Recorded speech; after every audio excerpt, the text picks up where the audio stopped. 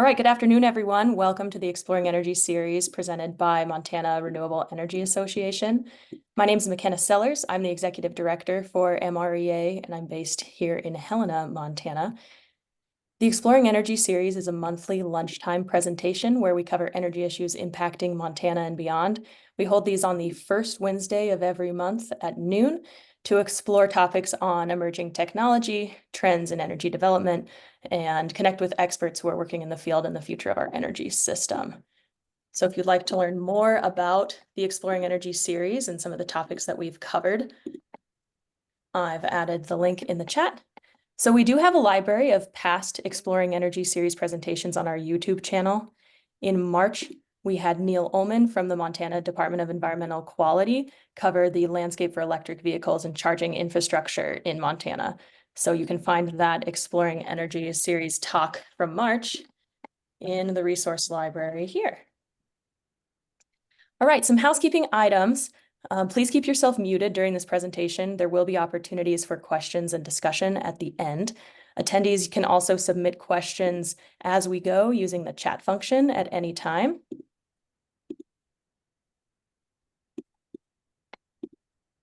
There we go.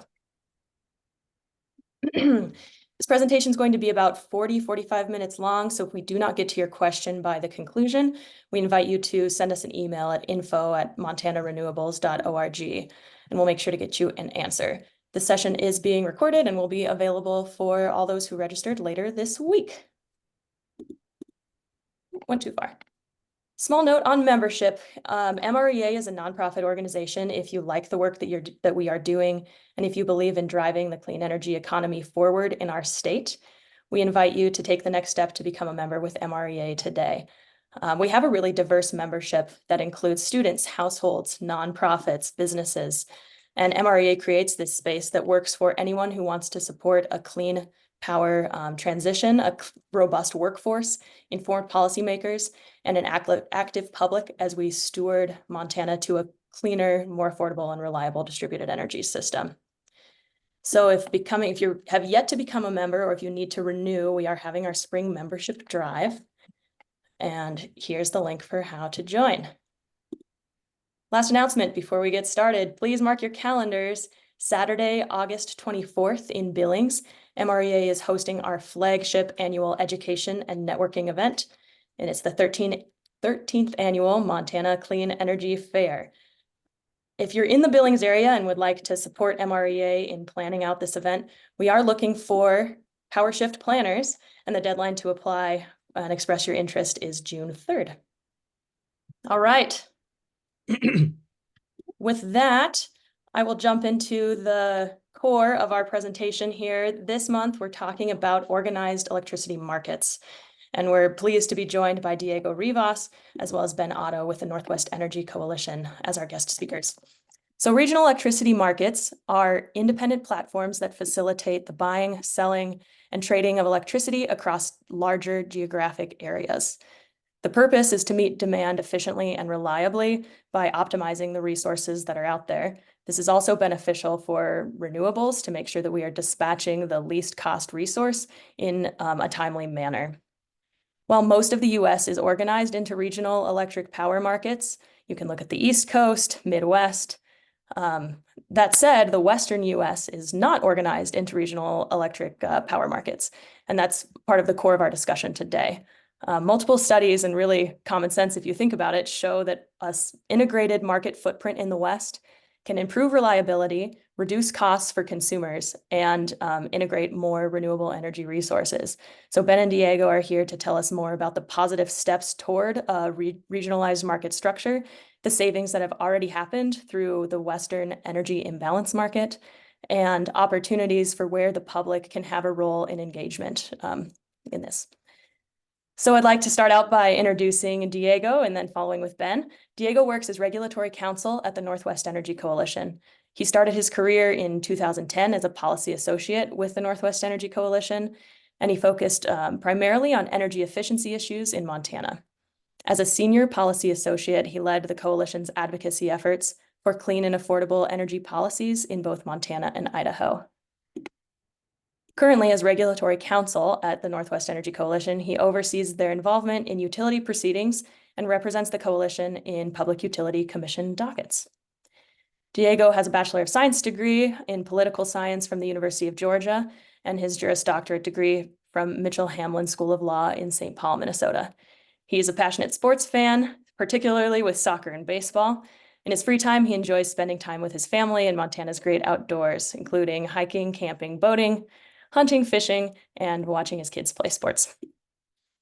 Ben Otto is our other presenter for today.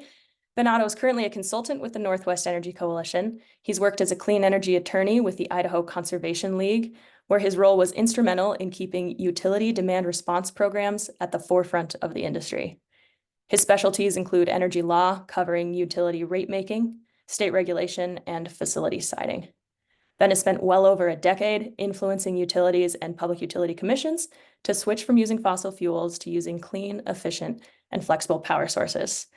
So with that, please welcome Ben and Diego. And Diego, you have the floor. Thank you, McKenna. Appreciate it. Welcome, everybody.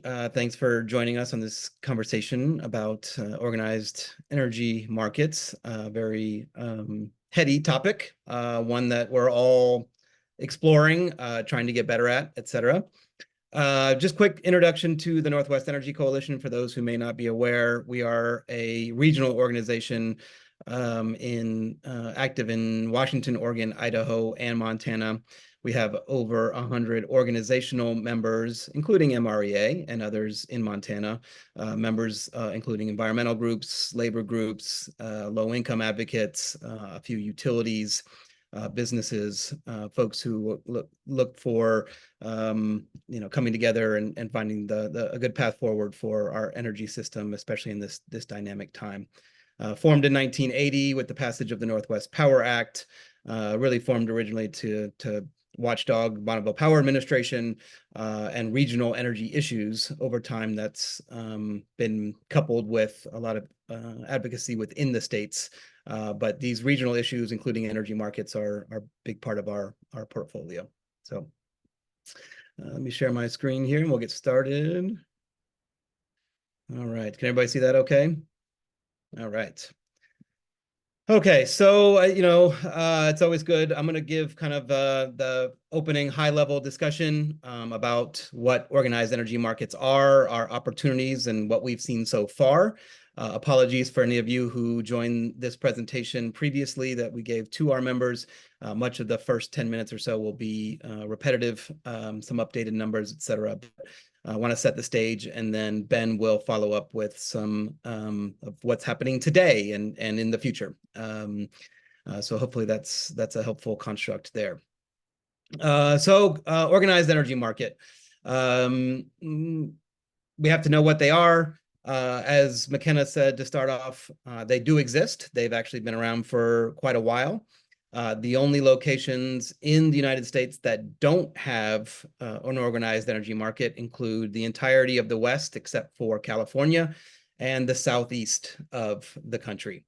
A lot of organized energy markets came out of deregulation, which, as you know, we experimented with here in Montana and was an utter disaster.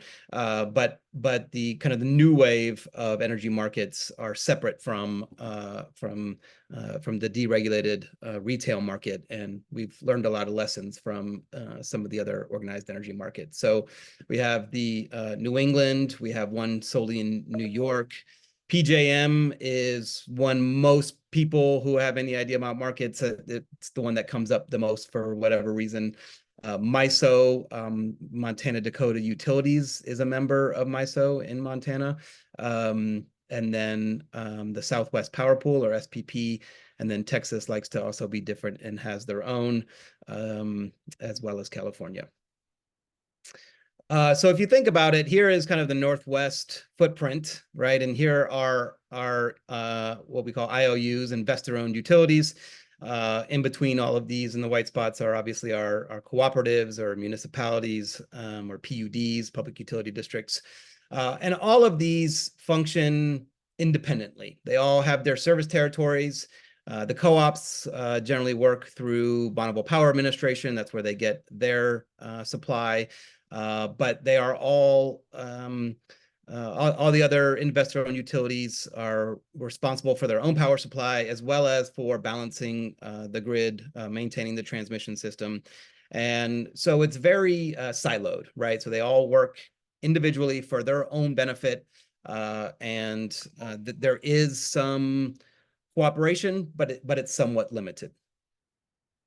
In order to get that cooperation, on the top left here of this slide, we see kind of what is traditionally what these utilities have done. If they need energy or capacity during a peak event, if they're going to be short on energy, then they get on the phone and they call the utilities, and I'm being quite literal here. They get on the phone and they call them up and say, hey, do you have any power to spare? And they figure it out and they negotiate a price. And the bottom right is kind of a more sophisticated way. This is, I'm pretty sure it's PJM. This is their control room.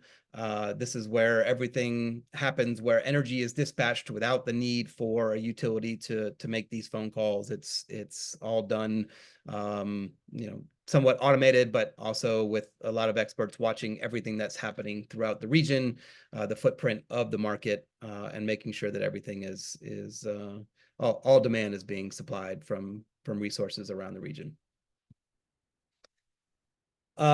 We've seen, with our changing markets, the biggest drivers of energy needs now is actually weather.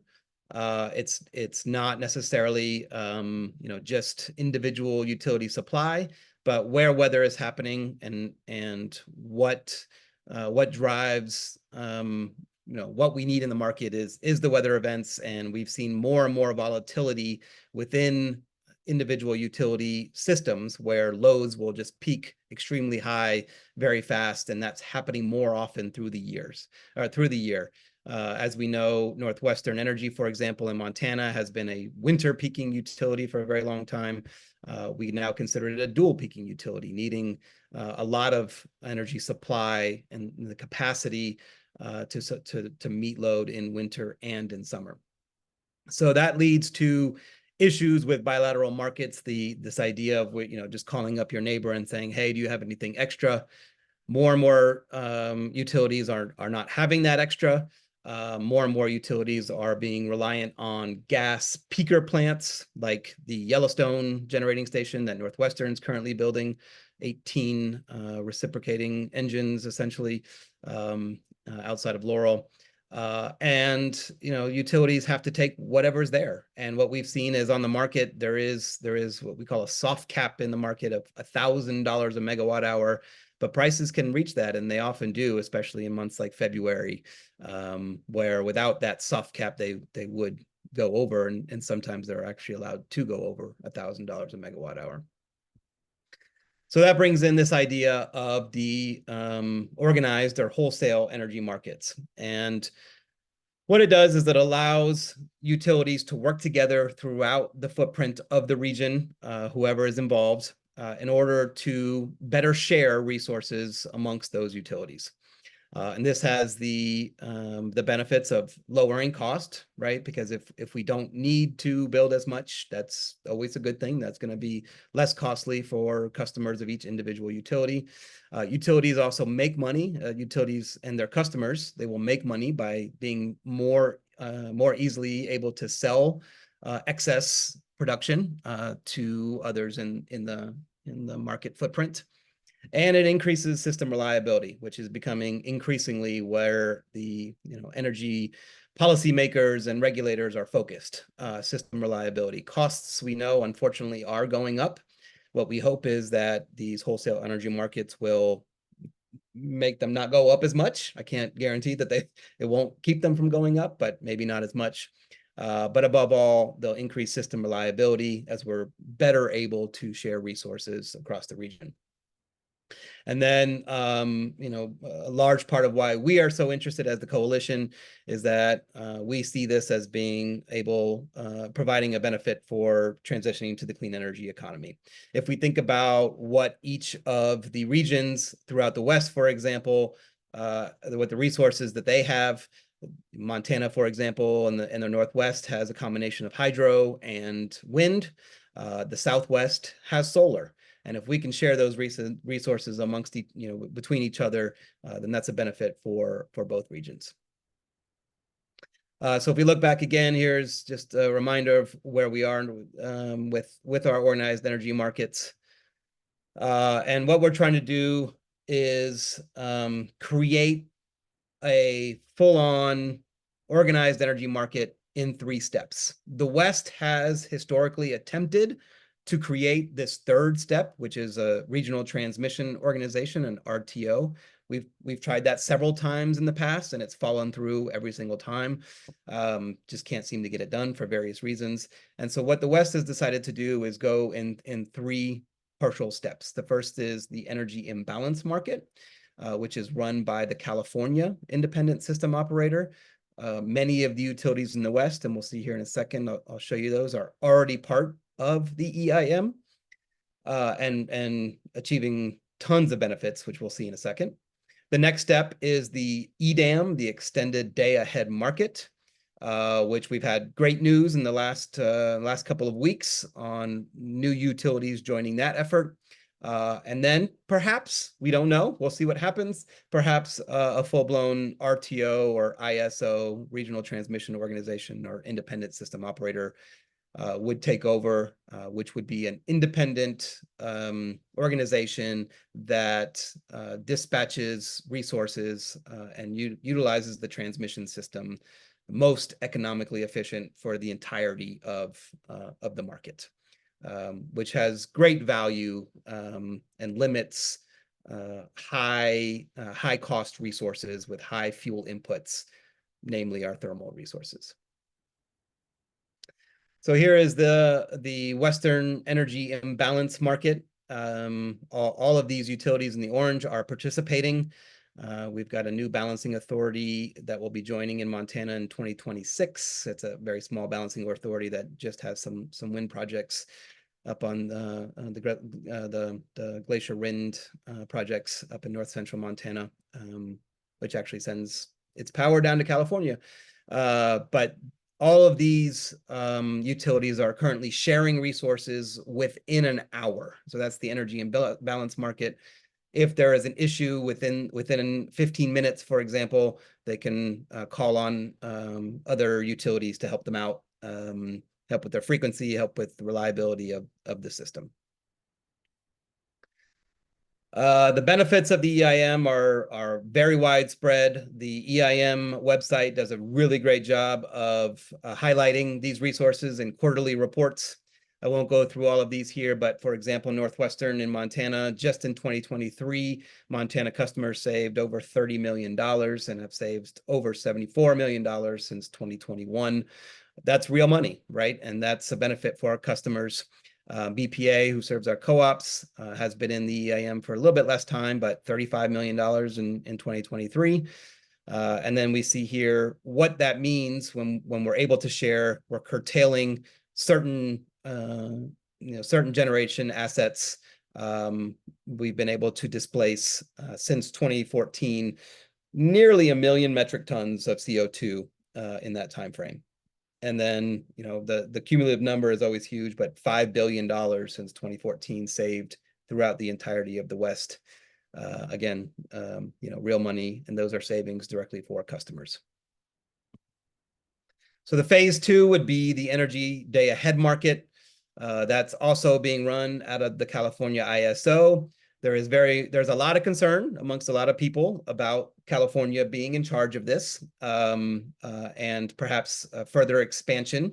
And that's where Ben is going to come in and talk about some of those issues with governance. But we had some exciting news just recently in the last couple of weeks. Portland General Electric and Idaho Power were the newest members to announce that they're joining the Energy Day Ahead Market.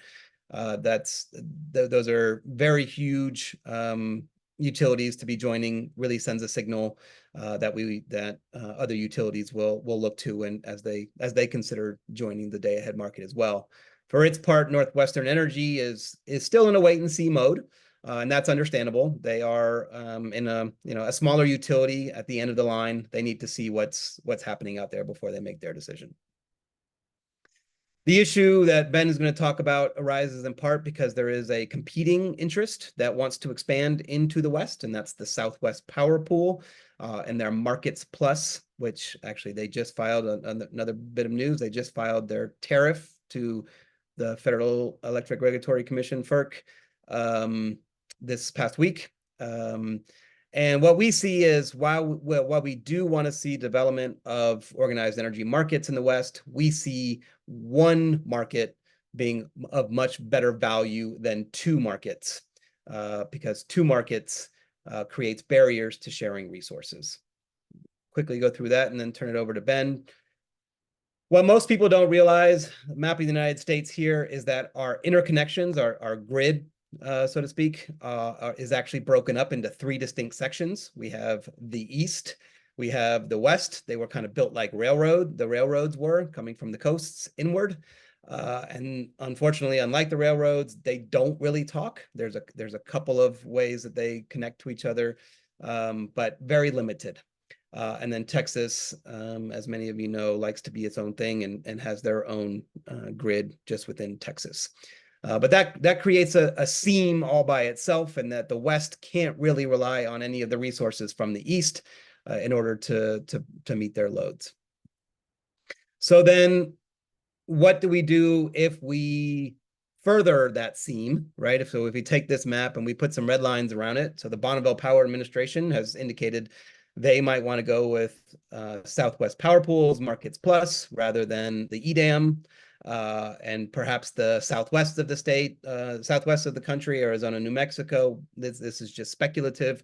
But if we take away those resources, those solar resources, what does that mean for our ability to rely on renewable energy coming from the Southwest when we might need it in the winter, and our ability to provide our wind resources that we might not need in the summer to those utilities down there? We see that as detrimental for both the value in the dollar sense, as far as how much we can save, as well as the ability to utilize renewable resources and curtail and prevent the building of more gas units throughout the West. So that is kind of the introduction there. High level, happy to answer any questions. So we'll let Ben kind of talk about some of the governance issues, about how the region is moving towards trying to establish the singular market, and then we can answer questions after that.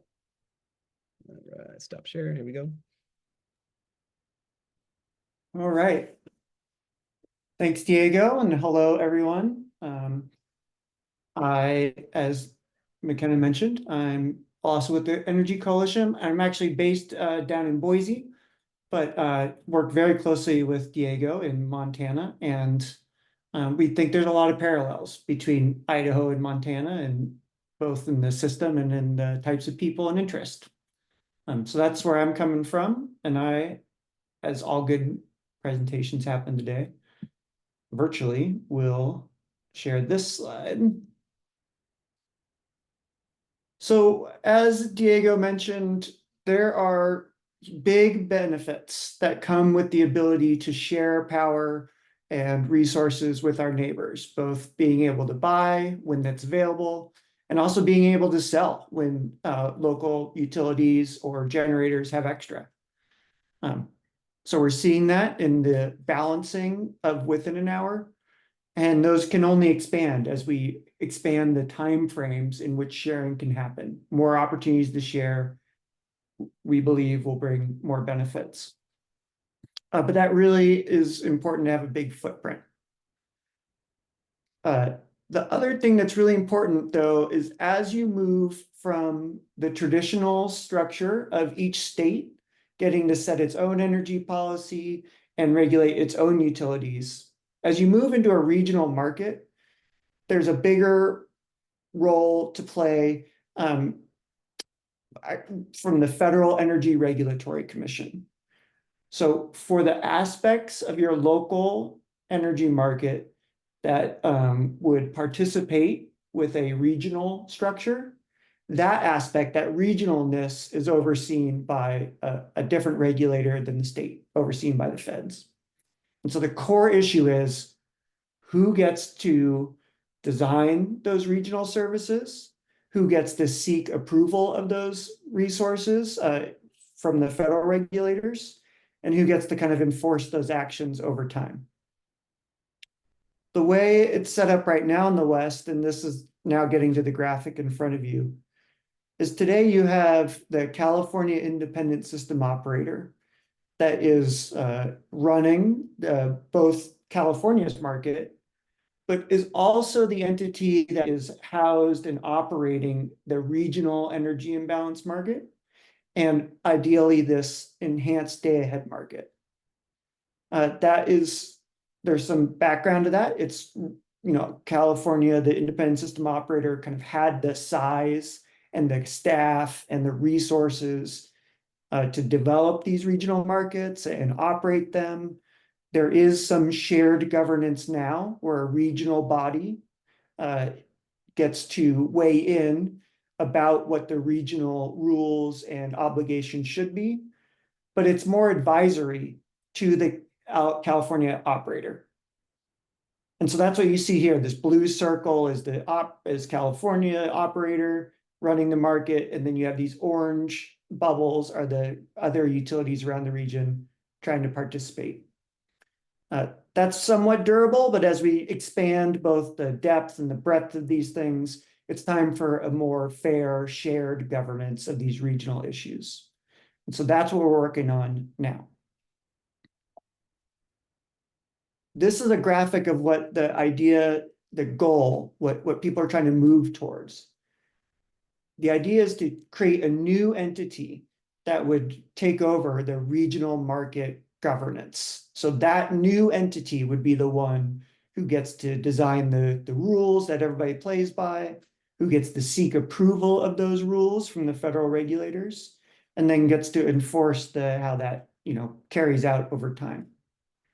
And what you'll see here is under this structure, each utility would participate equally feed into that regional organization. So in contrast with what you saw before, what you see now is California would just be one player, co-equal with PacifiCorp, who serves various states. I'm realizing now looking at this, we don't have Northwestern on there. I apologize for that. So just take, say, the one that says APS, that refers to Arizona. Imagine that's Northwestern. So what you would have would be equal participation by any entity around the region that wants to participate. This is a really important evolution. It really gets at this issue of each state continues to have a role to play in setting its own state policy. Oregon has a policy around what kind of energy mix it should see. Montana has a different policy. Idaho, different again. By creating this regional entity that oversees the market, you create a mechanism by which each state and local utility gets to continue to follow their own policies.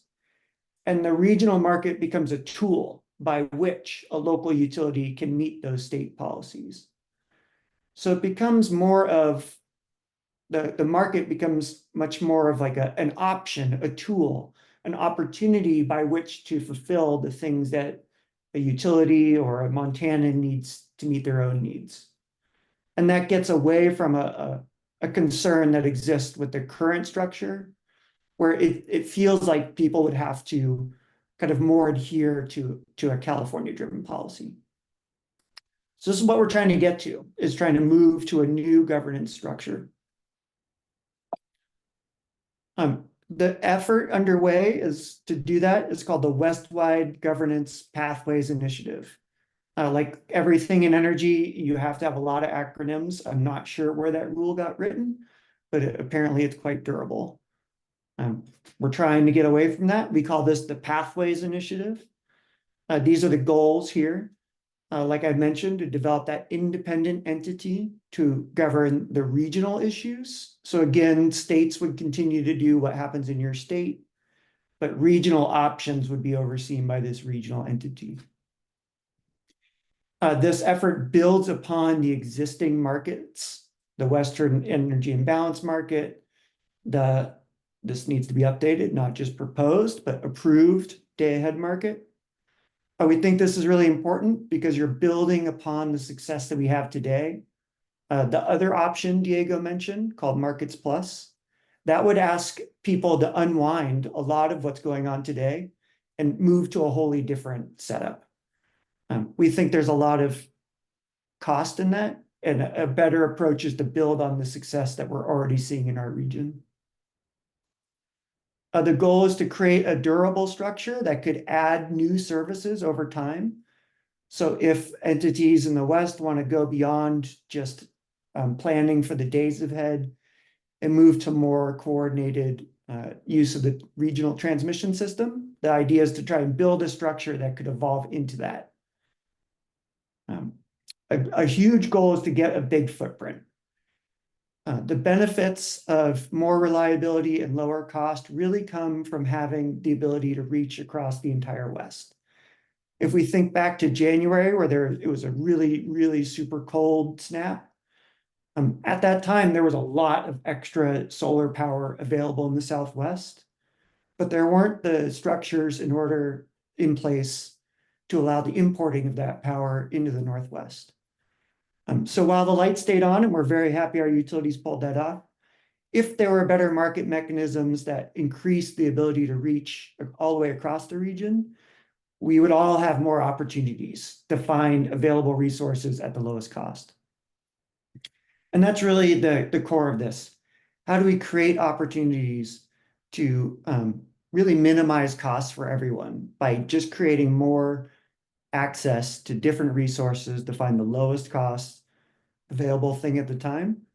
But also importantly, it goes the other way. During hot summer times, a lot of the Northwest has extra. So can we find opportunities to sell our extra down to other participants? So that's the Pathways goal, is to create a structure that allows this sharing in an equitable manner. It's driven by a committee, the launch committee, and this is important. It's a really broad-based set of entities that are working on this proposal.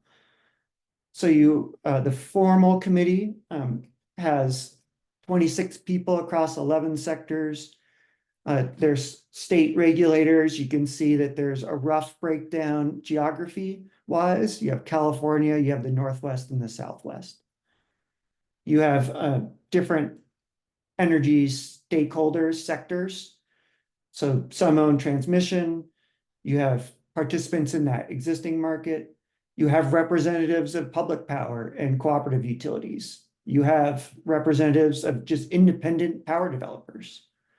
There's consumer advocates, large customers. A non-utility load serving entity is a really technical thing that really is applicable in California in a restructured market there. While it says California labor, the gentleman who's working on that is really has an eye on how any of these provisions impact labor interests wherever you are. And how that really comes in is, ideally this proposal will lead to the building of a lot more clean energy and transmission, and labor interests have a big role to play in where that happens and where that work is done.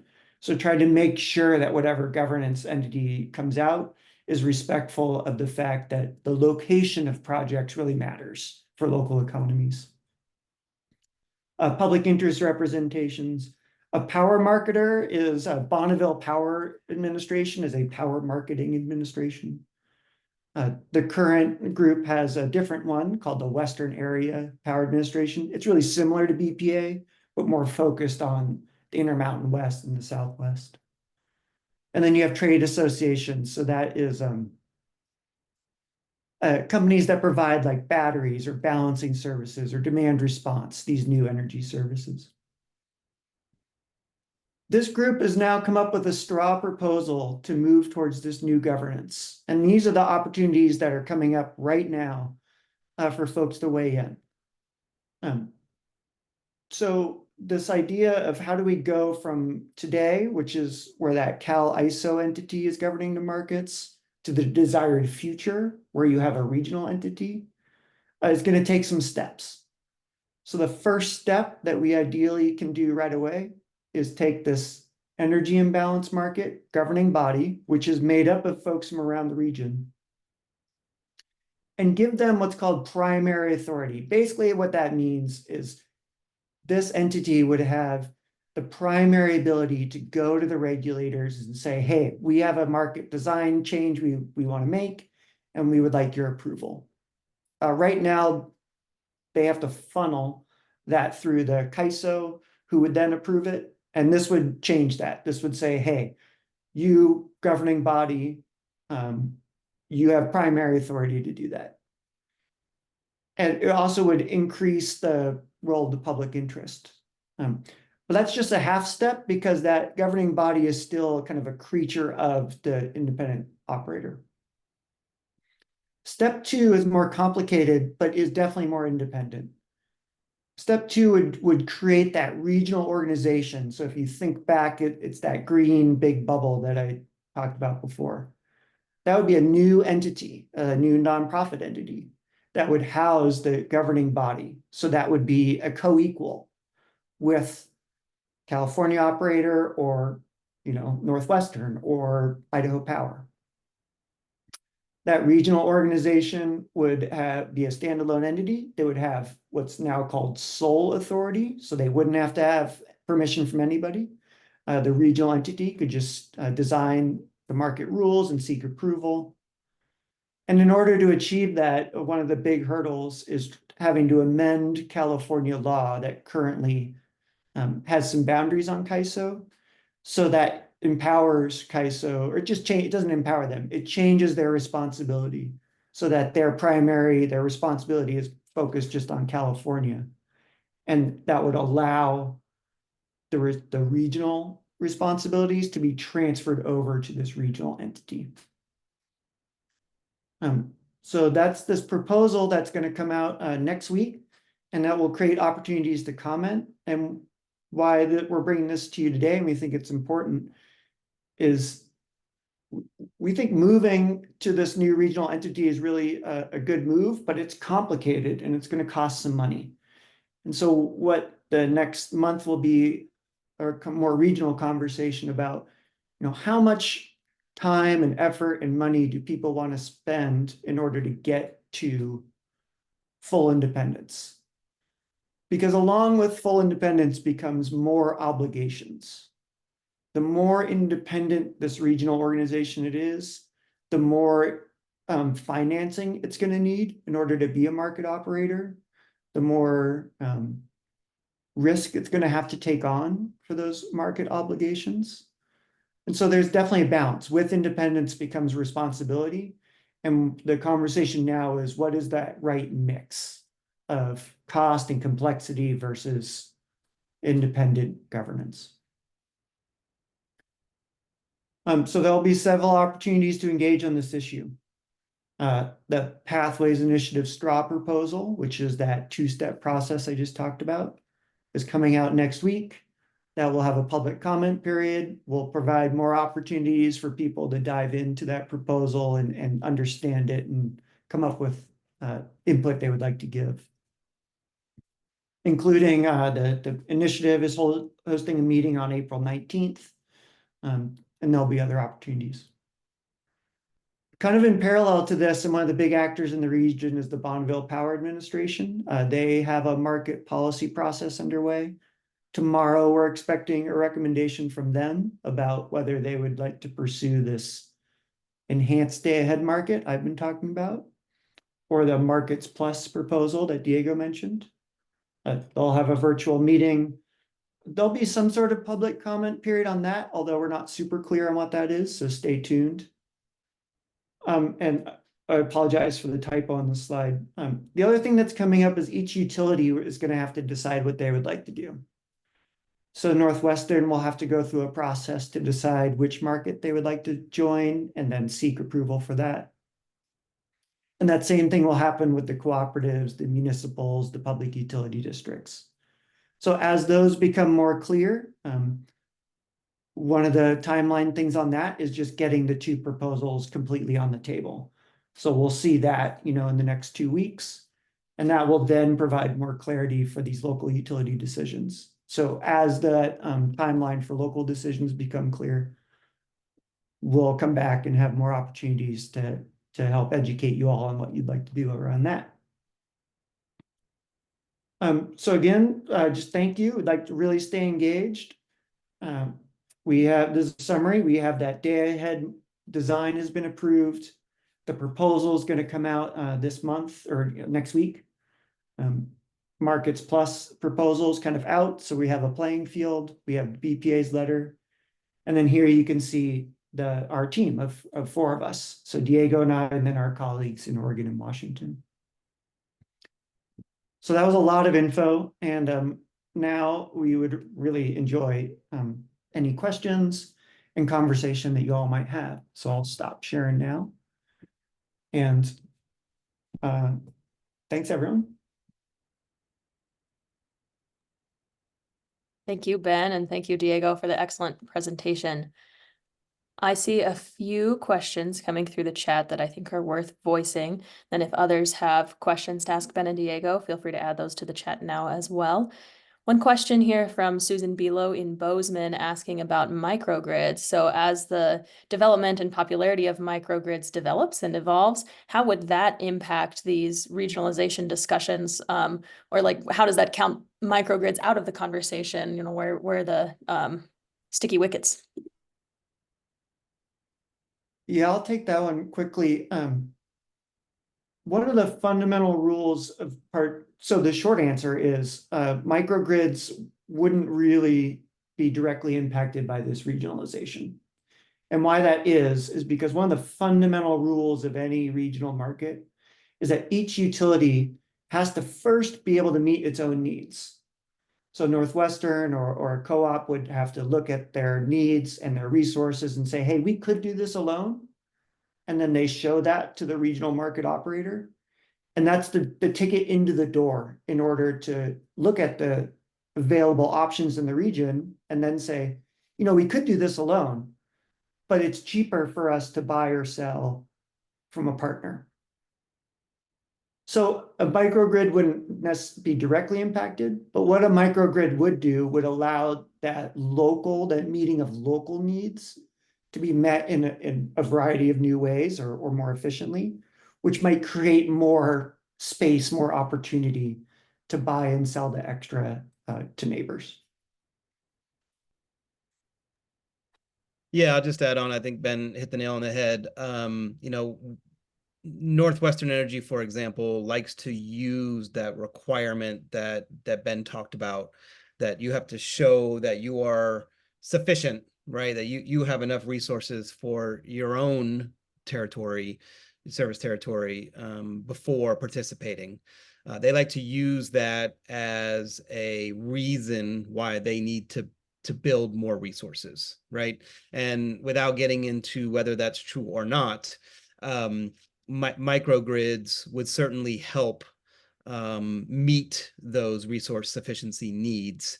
What these markets don't necessarily want and require that utilities don't do is just rely on these markets to be the provider, right? That's not the point of them. The point is to be a sharing mechanism.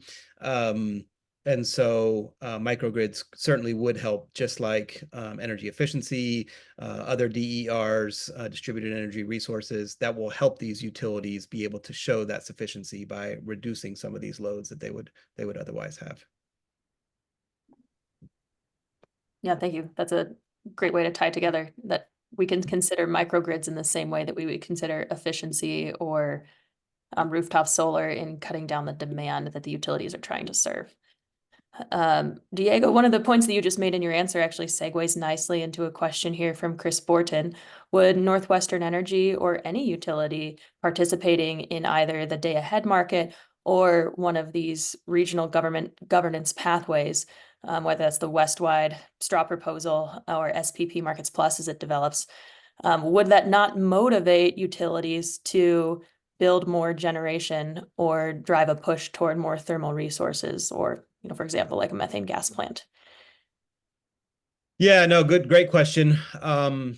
It's certainly a complicated one. A lot of steps involved in that, but I think no is kind of the big overarching general answer. And the reason is it's because if these thermal or any generation, if any generation is not being utilized because the markets are cheaper, then that would not be a prudent resource, right? And so if advocates tell the commission when they're trying to get cost recovery and their profit for the building of generation, that they shouldn't have done that, that actually the markets, any organized energy market would provide, and that the utility doesn't need this resource in order to meet their own sufficiency or to provide peaking needs or balancing needs, then they're at risk of not getting that cost recovery.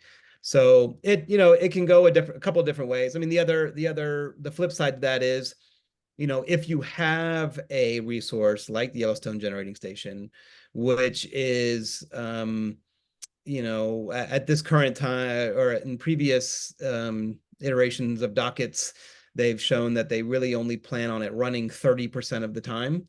Allowing sales could further justify, right, lessening the costs for its customers by selling into any organized energy market. The problem with that argument is that gas plants are way more expensive than renewable energy resources, right? And so that's still a pretty big risk a utility would take in order to compete with zero variable cost wind or solar coming from other parts of the region. If we only have bilateral markets where other utilities around us are reliant on whatever they can find because they have to have it and there's no other way to get it, then yes, that helps justify those gas plants because selling it's quite a lot easier.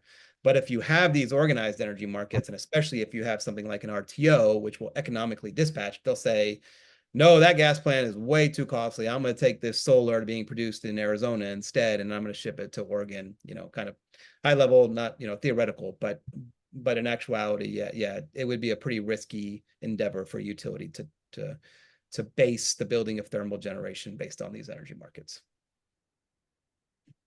I can add like a real visceral example. Yesterday, I was speaking with Idaho Power's chief operating officer, and we were talking about that January 13th date where it was extremely cold in the Northwest. At that time, Idaho Power at least was looking at having to purchase power at almost $1,000 a megawatt hour. And that was due to a constrained system in the Northwest, really high gas prices causing gas generation to be expensive. At that same time, there was a lot of solar available in the Southwest for like $50 a megawatt hour. But some of the lack of transmission and market mechanisms made it extremely difficult to import that. So this, just as Diego was saying, economics come into play. So to the extent there's better mechanisms, you actually create opportunities for really low cost excess solar and wind to move to where it's needed, where it just can't today. So when you have the transmission and regional connectivity, the cheapest resource wins, or at least it would be the most cost effective. Yeah. A practical question here from Brent. How and where will this straw proposal from the Westwide Pathways Initiative be released here on the 10th? Yeah, that's I put into the chat a link to where all the pathways documents are, where they reside, and it's on the Western Interstate Energy Board website. I can also include there's a email list you can get yourself on to get emailed the proposal directly, and I'll find that link in just a second. So those would be the places. And then there'll be, that link in the chat's where to go, or if you search, an easy search is Pathways and WIEB, Western Interstate Energy Board, and Google will give it to you immediately. Excellent. Thanks, Ben. Bringing it back to Montana, this could also apply to a slide that Diego had a little bit earlier, basically showing that Montana currently has a seam going through a good chunk of the eastern part of the state and dividing the western part of the state with transmission line infrastructure. So once Northwestern or other utilities are able to evaluate these two proposals on the table, Ben, you had mentioned that then they have to ask for permission on which market to join. Would they be doing that through the federal regulator FERC, or will there be a role at all for our public utility commissions, or in Montana, our PSC, to weigh in one direction or another for the utilities? Yeah, individual utilities will seek approval from their individual regulator. So for Northwestern, that would be the Montana PSC, and for the publicly owned utilities, it'd be their boards or their cities, however they're structured. The federal role is only about the regional market, so it's not, the federal role doesn't take over what a state-based utility wants to do. That remains the authority of the state regulators or the local regulators. Yeah, a good way to think about it is that the federal, the tariff filed from the regional market will go to FERC for acceptance, because they oversee the wholesale purchasing, buying, selling and purchasing of power and transmission. And that will inform the state commissions on whether they like those rules or not. And that's part of the issue between Markets Plus and the EDAM. So right now the big issue is, especially for more conservative states, they don't want California running the show, right? They don't want, because currently the way it's set up is that, basically the governor of California controls the CAISO board, and they would make all the decisions. And I think we can all agree that's probably not in the best interest of anybody outside of California, which is why the whole pathways thing. And so right now, if say Northwestern were to go to the commission and say, hey, we want to join as a full member of the CAISO RTO, I would think the commission would say, well, that doesn't seem to make a whole lot of sense, right? But as we open up this governance structure and talk about how we move forward together as a region, then that becomes much more plausible. Northwestern does have experience with SPP, the Southwest Power Pool, and Markets Plus. Their South Dakota territory is a member of that market.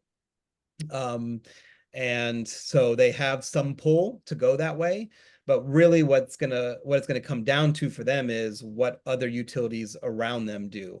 If they are surrounded by utilities, PacifiCorp, Avista, BPA, hopefully, who knows, but if other utilities are leaning towards EDAM, the CAISO EDAM, or whatever forms out of that, then they'll be hard pressed not to go that route, especially given where they are located geographically on the transmission map, so to speak. Question here from Steve. Why would an entity oppose this regionalization path, or this pathway initiative, and like what would be their interests in having negative or opposition position? Yeah, that's a great question, and it's a tough one. Utilities are cautiously supportive, right? So you could put them in either category. I think they like the idea. They see the value of pooling and sharing of resources, and they know their commissions would want them to participate in something that will save their customers money. What they worry about is giving up control, right? Because once you have a full-blown RTO, regional transmission organization, then that is who controls what resources go where, and the transmission, you lose all the balancing authorities, right? They're no longer needed, so to speak. The RTO would take that over. Utilities, Northwestern isn't necessarily concerned about that, right? They have some questions. They want to make sure it's done right, which is why this governance issue is so important for them. But they're not inherently opposed. So I think right now, as we stand, the only folks who are opposed at a theoretical level would be some of our policymakers, and there is a nascent but budding, very nativist sentiment of not wanting to rely on anybody else, that, we can do it ourselves. And we as Montana, for example, should build all of our own resources and just take care of ourselves, because if we rely on others, then we will die shivering in the dark because nobody cares about us. Those of you who are familiar with our policy makers can, kind of take a guess at who some of those are and why they think that, and just, kind of fits with their view of the world. But that is kind of where the major opposition and questioning is coming from right now, and we're trying to get over that hump and trying to make sure that folks don't fall victim to that, because I think those concerns just really are unfounded, right? I mean, it would be a requirement of these regional entities to ensure that everybody is taken care of in the best way possible. And even though the load centers are in Washington, Oregon, California on the coast, it doesn't mean that they can just ignore Montana, Idaho, and other states. So, concerns just because it's, largely because it's change, right? And some do fear change. Yeah, I'll just add the real debate right now is more between different market options rather than whether a market makes sense. If you think about it, the ability to have access to more buyers and sellers and more resources is just intuitive, right? I say in Idaho, we didn't get rich selling potatoes to ourselves. You get rich selling them to others. But the market mechanisms by which you do that is an open debate. A good place to close us out as we reach the top of the hour is in the context of a Montana electricity consumer, an everyday person who's just paying their bills to their utility, and also in the context of our association and our mission of advancing renewables. What is the role of the public? What's the role of the everyday electricity consumer in these larger, sometimes difficult to grasp, but incredibly important regionalization dialogue and decision-making waypoints? Like what kind of influence can an everyday public citizen have? This is about, we pay for this. You pay for this through your power bills. This is really about, it's not really about utilities profiting off the ability to build more stuff. Markets is really about what it costs every day to keep the lights on.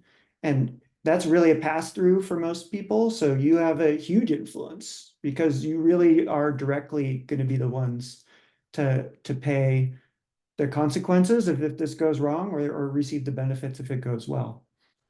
So just that message right there to regulators saying, hey, we understand that increasing our ability to trade with our neighbors has the potential for benefits. That's a very powerful message in this context.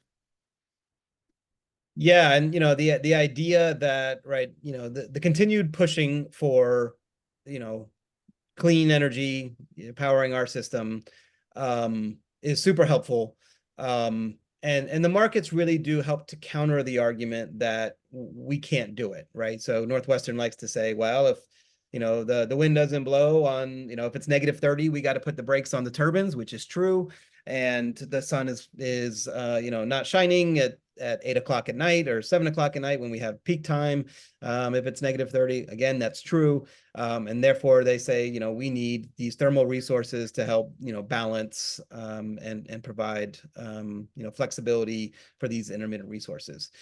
The markets actually help answer that question, right? And I think, our role as a public is to say, look, there are other options. We've got, energy storage, we've got markets, reliance on others, DERs, energy efficiency. It's one of the tools. None of these by themselves is going to solve the issue, but working together, all of these issues or all of these resources that we have can, kind of shape our grid, help us reach that, 100% clean energy goals that many of us have. Well, that's a great place to close out. Again, thank you for joining the Exploring Energy series presentations, and special huge thanks to Ben and Diego for offering us in Montana more insights on what's happening at a regional level. So big round of applause. Thank you. Thank you. If you have an idea for future Exploring Energy series topics, I have put our interest form in the chat for you all. And with that, we hope to see you next month, May 1st, for the next Exploring Energy series. Thanks, everybody, and take care.